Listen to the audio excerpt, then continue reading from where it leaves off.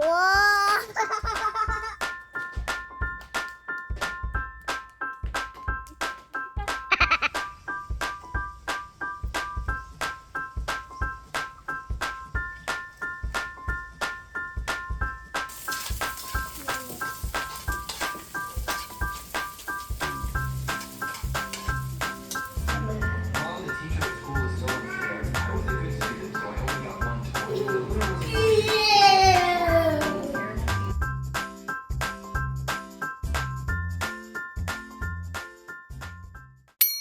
Hello mga kabisdak! Welcome back to our channel!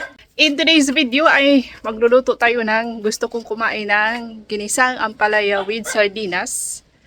Actually, naluto na siya. Papakita ko lang sa inyo yung proseso kung paano ko siya niluto. Ipakita ko muna sa inyo yung ginawa naming pangunguha ng kalamansi. Una is, nag-try kami doon sa baba guys. May ladder tayo pero hindi natin naaabot yung malalaking kalamansi. O, takaw na takaw. Gusto kong kumain ng kalamansi. Gumawa ng kalamansi juice. At gagamitin din natin itong kalamansi para sa ating biko. Sa next video, gagawa na naman ako ulit ng biko. Si Tina, ang aking little assistant. O, huwag kayong mag-alala kasi yan po ang aking gawain nung ako ay bata pa mga kabisdak. Tagakuha talaga ako ng kalamansi. Umaakyat po ako sa puno ng kalamansi at sa bubong ng aming bahay doon sa bukid.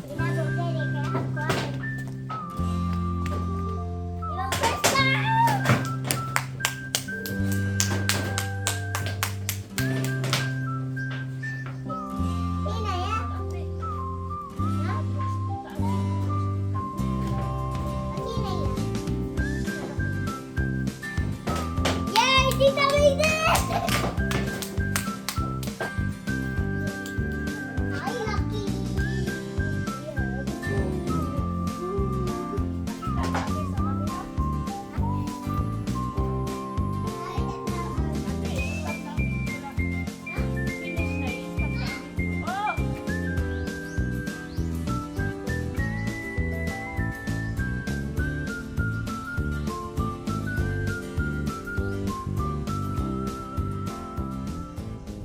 Si Kuya Sadam ang nanguha ng ating mga papaya. Dito lang po yan sa aming kapitbahay. So, dalawang papaya ang ating gagamitin. Na-miss ko talaga guys ang ginisang papaya with hilaw na papaya po yan ha. Hilaw na papaya ginisa tapos sardinas. Syempre, balatan muna natin ang ating papaya. Kaya hindi man natin kinakain ng balat no. Sino bang kumakain ng balat ng papaya dyan?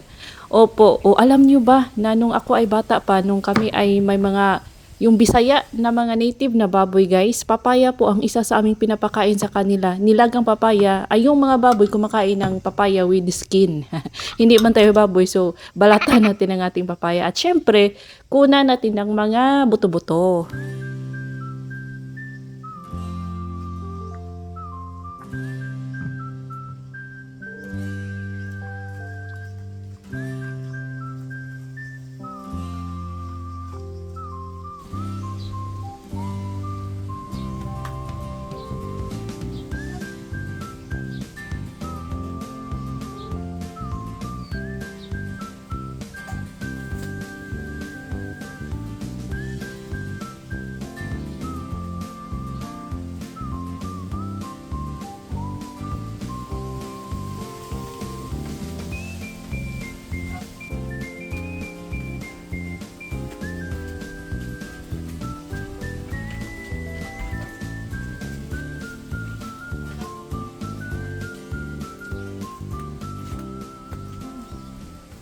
Ay nakakatuwa itong si Little Insoy kasi marunong nang umakyat at bumaba sa puno ng malunggay mga kabisdak. Hindi ko po yan tinuruan, nakita ko lang kanina na pababa na siya. So meaning, nakaakyat siya guys at nakakuha pa ng isang branch ng malunggay. Ganito ang kanyang ginagawa. Ito yung mga pinagkakahiligan niya sa ngayon mga kabisdak.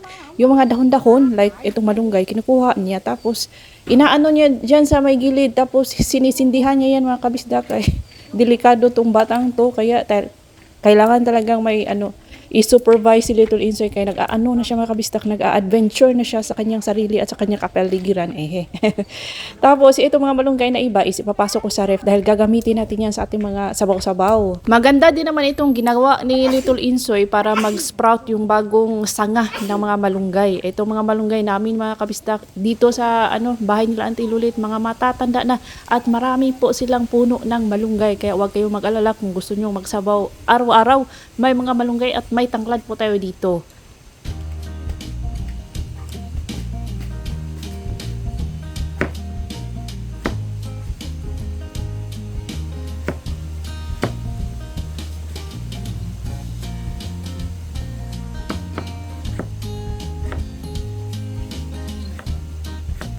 Simple lang po itong ulam pero ang dito is matagal siyang mag-slice. Dito sa slicing part po tayo natatagalan kasi nga ganito man ang pag-slice natin guys o maninipis.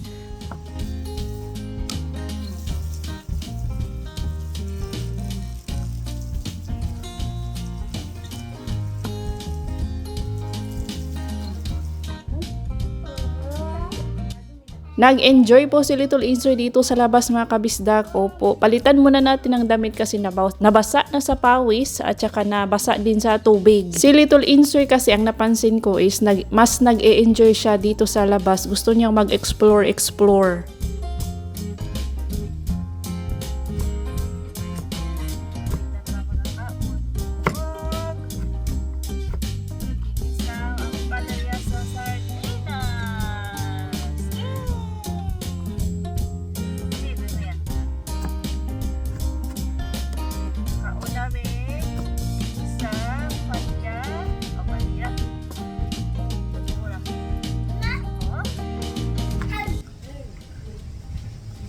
Eto na mga kabisdak, sa wakas natapos na po tayo sa paghihiwa. Matagal po hiwain. Papaya, there's uy. Ayan. Para matanggal po ang dagta, kasi ang dagta is siya po yung nangangati, makati po ang papaya kapag may dagta pa guys. So kailangan nating buhusan, i-soak siya sa salt, sa asin, tapos i-rinse natin, i-soak natin ng mga 10 minutes, tapos banlawan, and then pwede na natin siyang igisa.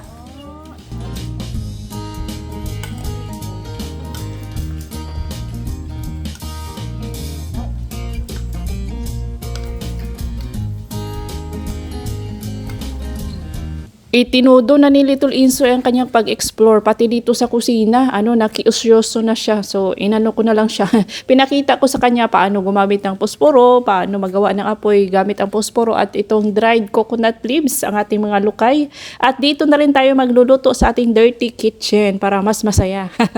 Di ba sabi ko sa inyo, mas masarap po ang digatong. Pag nagluto ka sa digatong, mas masarap at mainit lang pero mas masarap, mas mabilis magluto at syempre nakaka-save tayo sa gasol, sa kuryente, ganon. At na rin, walang ganito sa Korea, kaya na rin. Sinulit, tinudo ko na ang provincial life dito sa Pilipinas. Ay meron din pala mga kabisdak, di ba? May malaking kawa sa labas ng bahay ni Benan doon sa Korea. Nagsasaing kami doon ng mais, malaking kawa. Hindi kami nagluluto doon ng ulam, pero nagsasaing kami ng mais na mga damo-damo, nagluluto ng damo doon, tapos gumagawa ng tofu doon.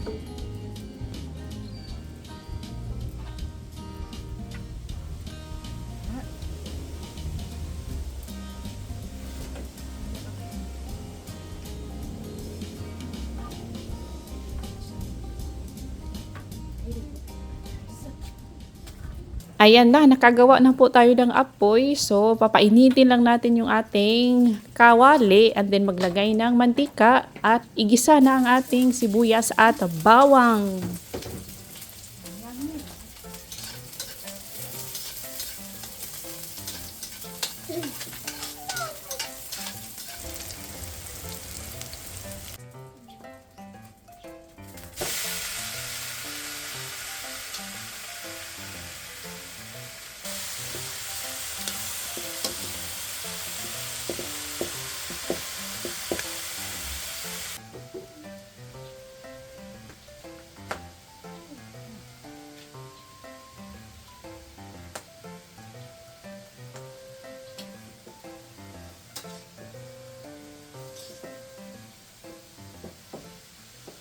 At ang ating main star, ang sardinas. Oh, shout out to Youngstown, Becky naman.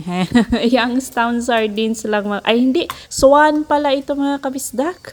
Oh, maganda ngayon ang mga sardinas kasi easy open cup na sila. Unlike noong ako ay bata pa, ay walang ganyan-ganyan guys.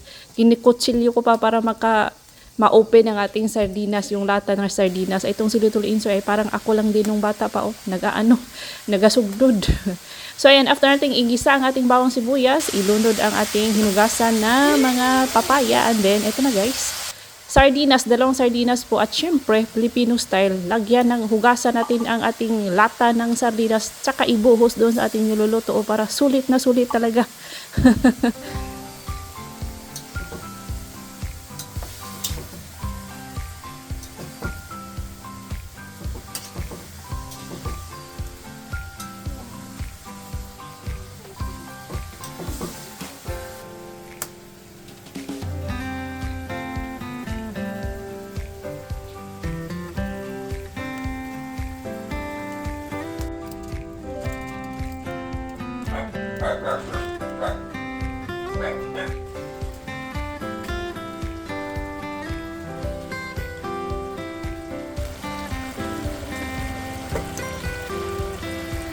Mabilis lang po talaga itong lutuin mga kabisdak. Syempre wag mong kalimutang lagyan ng konting asin at pampalasa. Meron tayong nilauoy dyan na may sinubak nga piniritong isda. At ito na, kainan time! Ako lang po ang nakikita nyo sa video pero kaming lahat ay kumain. Ayan siya mga kabisdak, ay napakasarap, ay naku. It brings me back to those days, to those good old days ni Ajuma nung kabataan ko mga kabisdak. Ito man ang madalas naming ulam. Mahilig kami sa gulay kasi nga nasa bukid man. Minsan lang po kami nakakakain ng isda noon at lalo na yung karne. Siguro tuwing may fiesta lang. May fiesta, may handaan, may birthday, may death anniversary. Hindi yun. Pero ngayon is nagpapasalamat tayo dahil gaan na po ang ating buhay. Hindi man tayo mayaman pero at least magaan na. Pwede na tayong kumain ng mga isda, mga karne, na mga pagkain. Nakakakain na po tayo ng ating mga pagkain gusto. Oh, salamat sa Panginoon talaga sa mga blessings.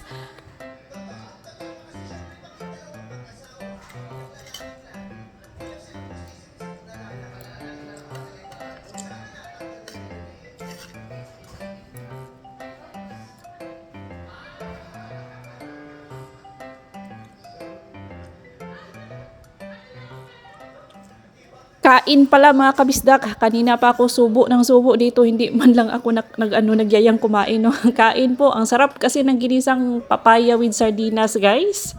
Kain, sa mga nagsasabing sarap na sarap silang makita akong kumakain, ay upo. Magana kasi akong kumain. lalo na kung masarap ang food, gusto ko yung food, paborito ko yung food, ay magana at mabilis po talaga akong sumubo. Opo, never mind the speed. Never mind the speed ng aking pagsubo. Kapag ako ay magana at sarap na sarap, ay mabilis akong sumusubo mga kabisdak. Opo, yan din ang napapansin ni Daddy Insoy, ni Auntie Lulit sa akin noon. Sabi nila, hinahinayan mo naman yung pagsubo mo, Inday, baka mabilaukan ka. Ganyan talaga ako mga kabisdak. Kapag sarap na sarap, hindi ko makontrol yung aking pagsubo. Ay, nako.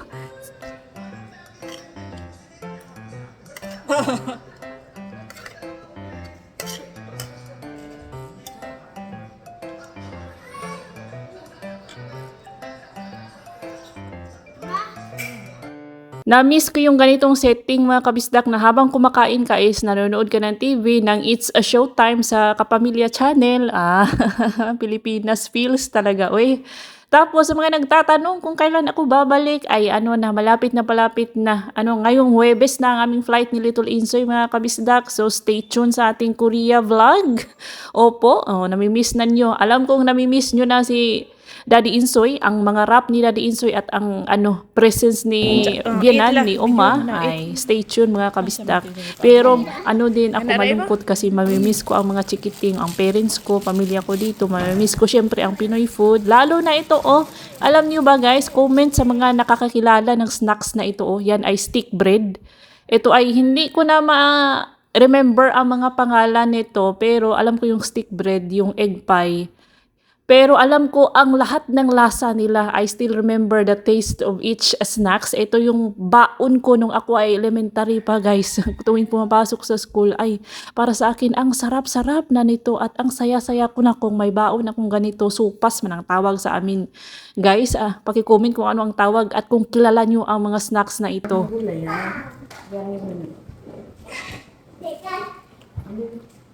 Ay, nakalami, naman lang sa una.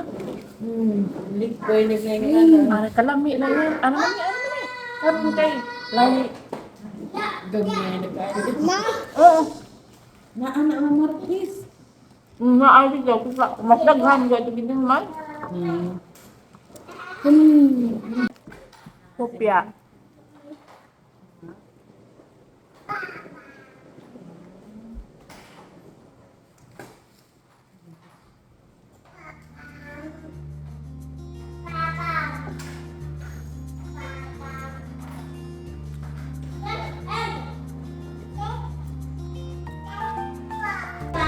pew, pew.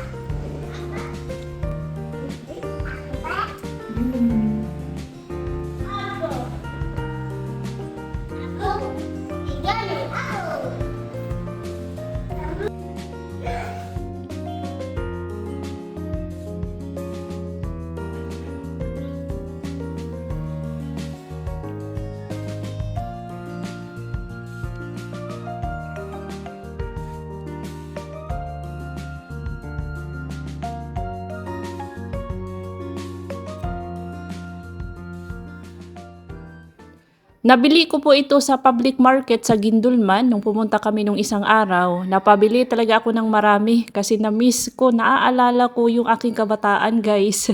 May mga pagkain talaga na nire-remind tayo sa ating kabataan, yung mga pagkain na madalas natin kinakain noon. 'Di ba? Nami-miss natin bigla, parang dinadala tayo sa panahon para nag-time travel tayo. Meron ding mga lugar na tuwing nakikita ako ng lugar na pinupuntahan ko noon is parang it takes us back to those days mga kabistak, no? Oh.